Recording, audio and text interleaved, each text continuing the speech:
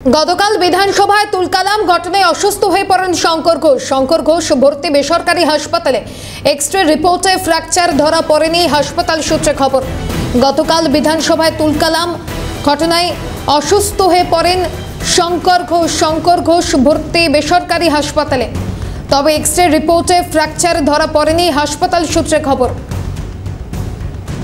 গতকাল বিধানসভায় তুলকালাম ঘটনায় অসুস্থ হয়ে পড়েন শঙ্কর ঘোষ ভর্তি বেসরকারি হাসপাতালে। হাসপাতাল সূত্রে খবর যে এক্স-রে রিপোর্টে ফ্র্যাকচার ধরা পড়েনি। এই বিষয়ে বিজেপি নেতা দিলীপ ঘোষের কি প্রতিক্রিয়া শোনাবো।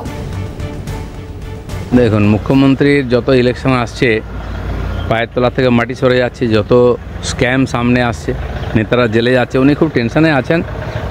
কি বলছেন কাকে ঠিক নাই। তো সেই জন্য এই ধরনের কথা বললে বিরোধী পক্ষ তো তার প্রতিবাদ করবেই, তাদেরকে তুলে ফেলা হবে, মারা হবে, তাদের সঙ্গে অসভ্যতা করা হবে। এই তো গণতন্ত্র হতে পারে না। সাসপেন্ড করে দাও, বার করে দাও, কতদিন আপনি বার করবেন?